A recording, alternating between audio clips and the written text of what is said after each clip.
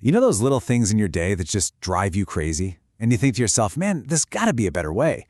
Well, it turns out that exact thought, that's the seed for some really massive, powerful change. We tend to think that big improvements have to be these huge, top-down revolutions, right? But today, we're gonna look at an idea where the biggest results, they come from the tiniest fixes.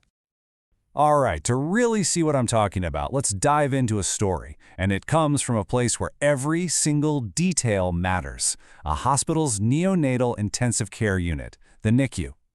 So I want you to just picture this place for a second. The patients here are unbelievably fragile. I mean, every bit of their energy is focused on healing and growing. So quiet and rest, they aren't just, nice to haves, they are absolutely critical for survival. Okay, so into this super quiet healing space, someone makes a change. The hospital, trying to be all modern and hands-free, decides to install these new automatic paper towel dispensers. But there was a huge problem.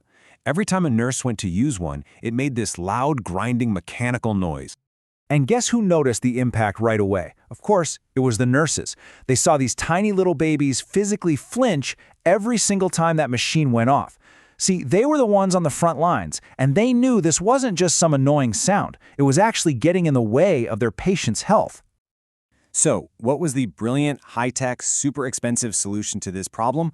Well, there wasn't one. The nurses they went down to the maintenance department and asked, "Hey, can you please switch back to the old, quiet manual dispenser?"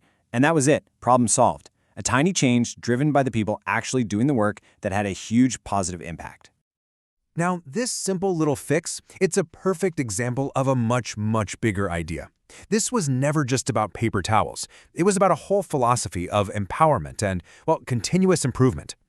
And that philosophy has a name, Kaizen. It's a Japanese term, and it basically means change for the better. The whole idea, the core principle, is that everyone, no matter what their job is, has the power to find and fix problems in their own work. You don't wait for your manager to tell you what to do, you take action.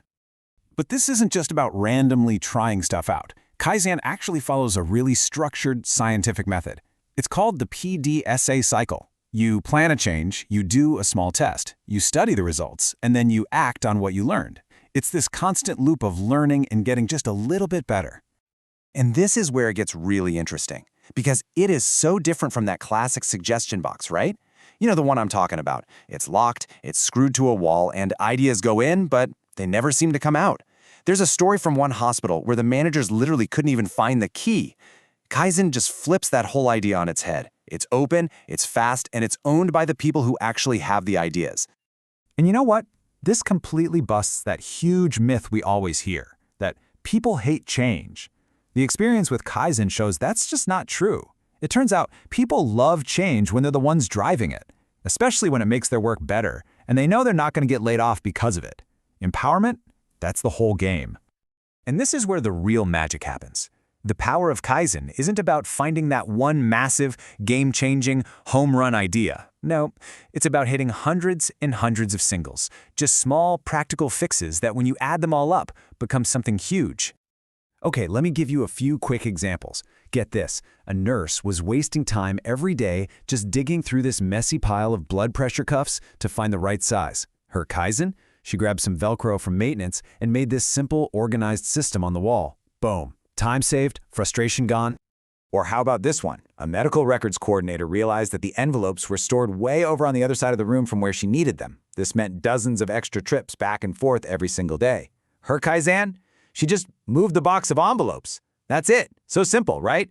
But all that wasted motion, gone.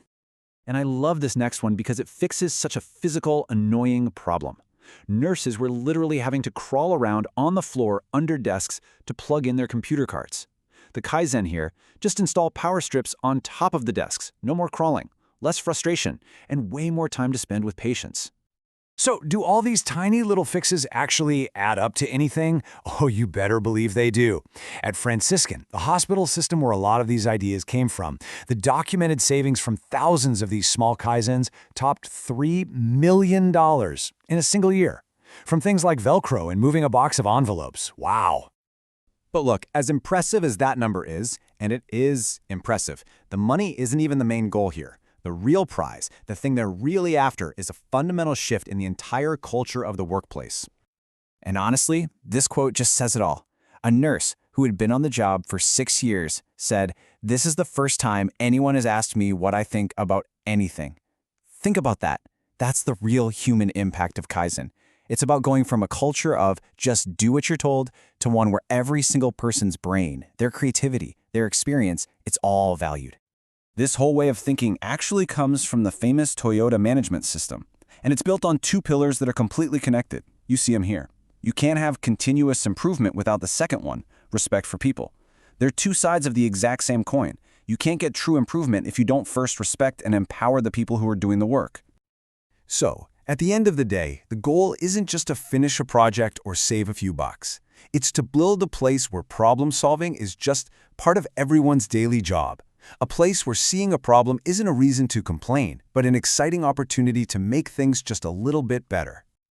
Okay, so this all sounds great for a big hospital or a car company, right? But how can you actually apply this kind of thinking, like right now in your own work or in your own life? Well, here's a really simple way to start. Begin with yourself. Just look for small chances to make your own work a little bit easier or a little safer, or heck, even just more interesting. Don't try to fix the entire company. Just find one small thing that's in your direct control. And listen, this is definitely not just for your 9-to-5 job. Kaizen is a mindset you can use literally anywhere. How do you organize the silverware drawer in your kitchen? Is there a slightly faster route to work? How could you shave, say, 2 minutes off your morning routine? All of these are chances for your own little Kaizen. So, I'll leave you with this final thought. Think about your day today. What's that one little pebble in your shoe? You know, that tiny, nagging frustration that you just kind of learned to live with? What if today you decided to just stop, take off your shoe, and get it out? That, right there, that's your first Kaizen.